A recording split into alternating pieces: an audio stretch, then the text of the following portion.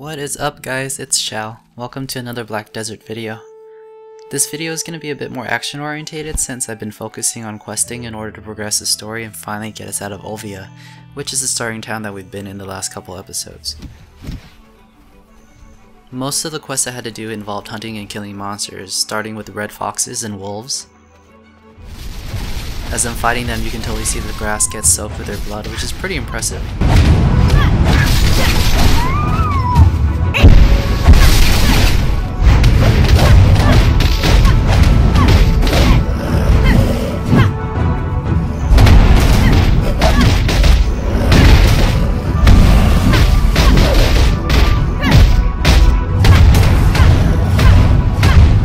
After that, I moved on to killing the imps that camp outside of Olia. They're really rat-like in appearance.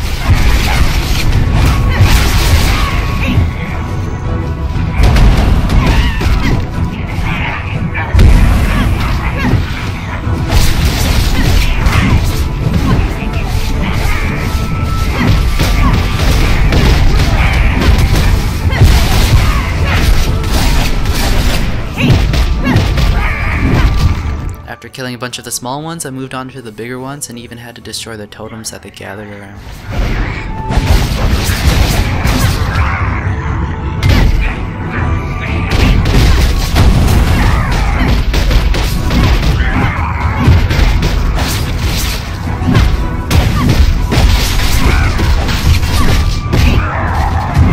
Now what's super fascinating about these things is that they can be seen doing some kind of worship ritual at various stone structures scattered around the zone. I found it really cool, but I still ended up attacking them and the stone structures that they prayed at.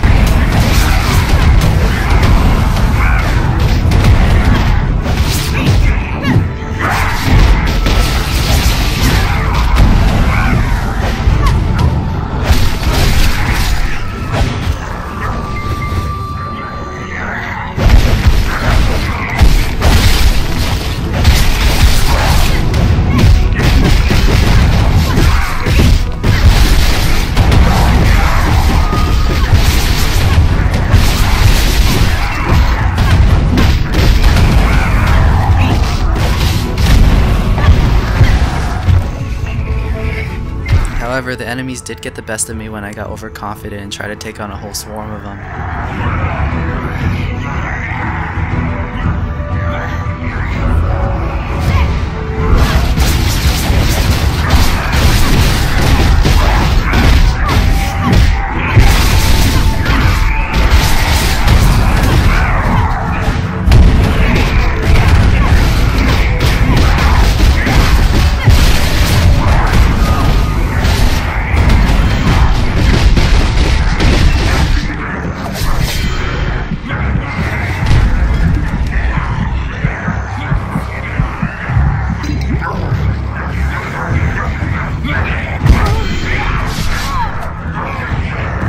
I died, but I'm glad I did because that allowed me to see another amazing graphics feature of Black Desert Online, blood on our character.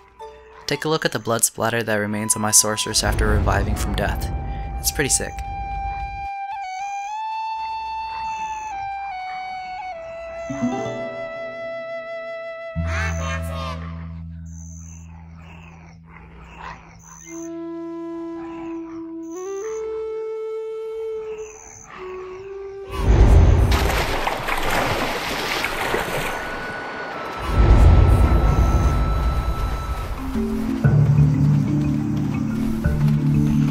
With the Olia quest done, I make my way over to the West Guard camp, which is ironically located southeast of Olia.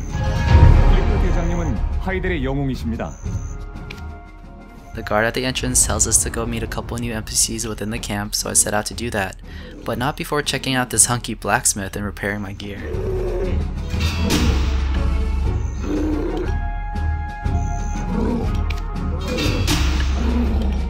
I got a new weapon as a quest reward during one of the Olia quests, so I decided to equip it.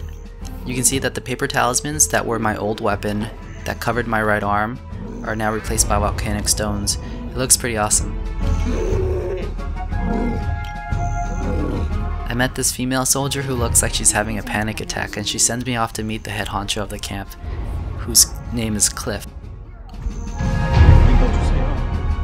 인프대장이 하나 더 있다고 했어요. 작은 코가 말해줬어요.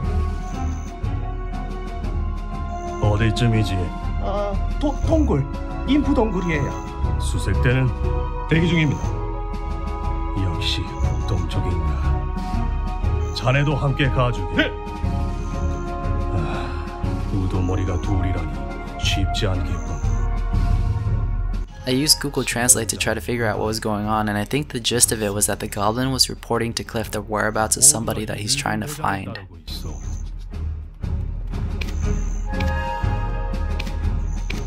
요즘 And check out the sorceress on the donkey. Foreigners. Exploring the camp a bit more, I bump into the lady in the gold armor again, whose name is Jared or Jared, according to Google Translate. 맛이 왜 이래? 지금 이런 걸 나보고 먹으라는 거야? 공주님, 여긴 하이델이 아닙니다. 듣기 싫어. 빨리 조사를 끝내고 돌아가게 해줘. 날 따라다니면서 금조하려도 졸셈이야?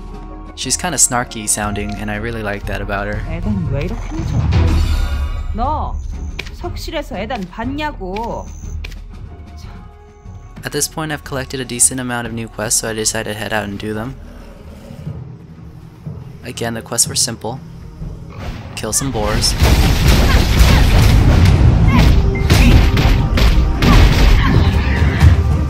Kill some weird looking moss creatures.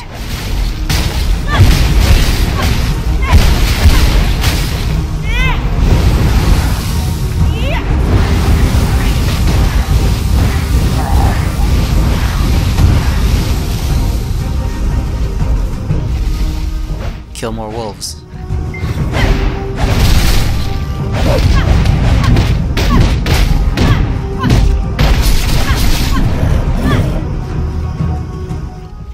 Along the way, I bumped into some crab-looking stone creatures with huge amounts of health.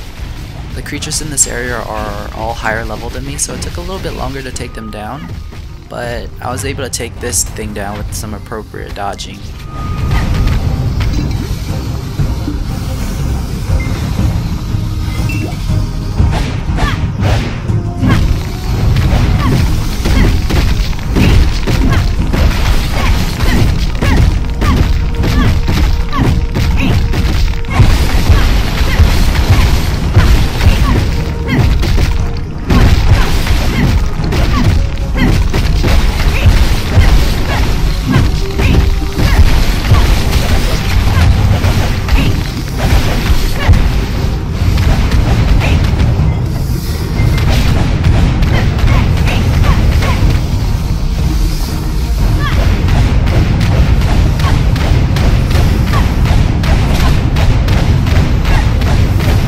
You can see the knowledge system in action during this fight.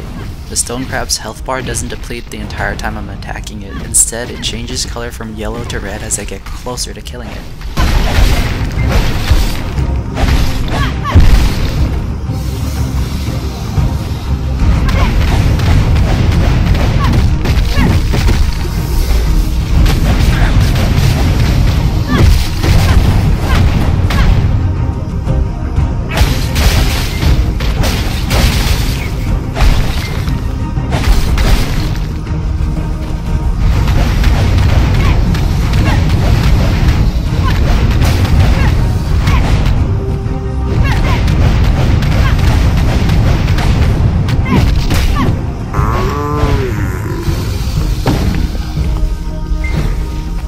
The last monster hunting quest involved heading to a grove of giant versions of the moss creatures that were abundant here and killing a few of them, which was really fun.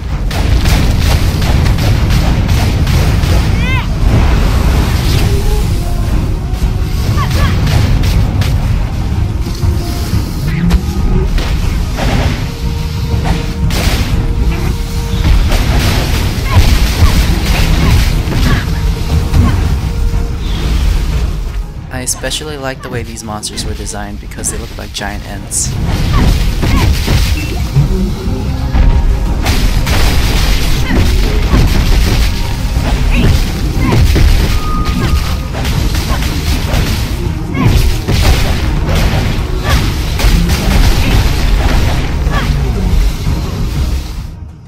So after setting a waypoint to the last quest I had, I followed the path all the way to the entrance to a cave inside a mountain. There were a group of soldiers waiting outside, which I found kind of strange.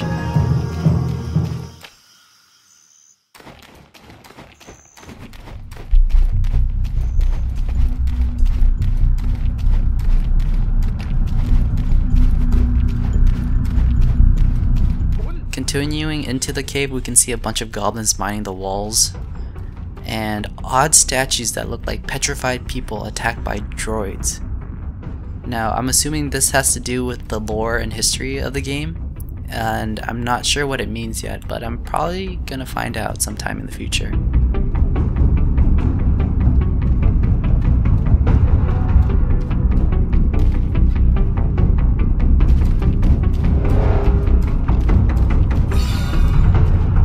Eventually I reach our quest destination, where we find the other two character NPCs that we saw cutscenes of in Olia in a room with a giant cube. The first of them is the explorer Ethan, who talks some nonsense about rocks and shit, I don't know. 어둠 속에서도 빛을 향해 움직이시고 경험이 차차 길을 보여주고. After that I talked to Oroyen, I think is her name in Google Translate, who talks even more hippie nonsense. 현명한 사람을 따라가요. 늘 판단하는 것을 잊지 마세요. After that I talked to the cube, and then some crazy shit happens. 에단, 여길 봐요. 유물에 문제가 있어? 설마 이자 때문이야?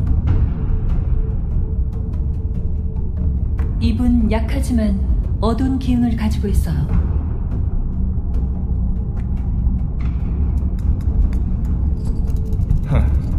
아직 각성하진 않았군.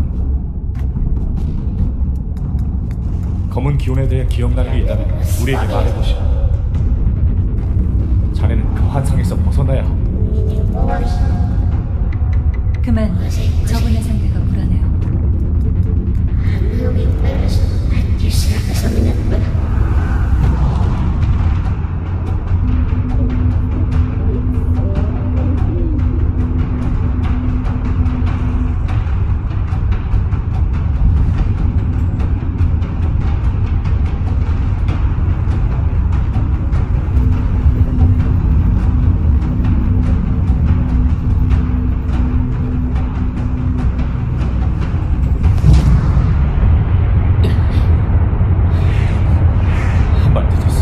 괜찮아요, 에단.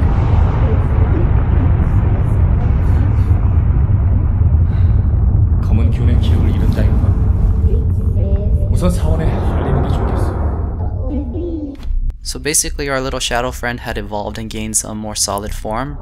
Personally, I liked it the way it was. It was a lot cuter when it didn't have a weird ass face.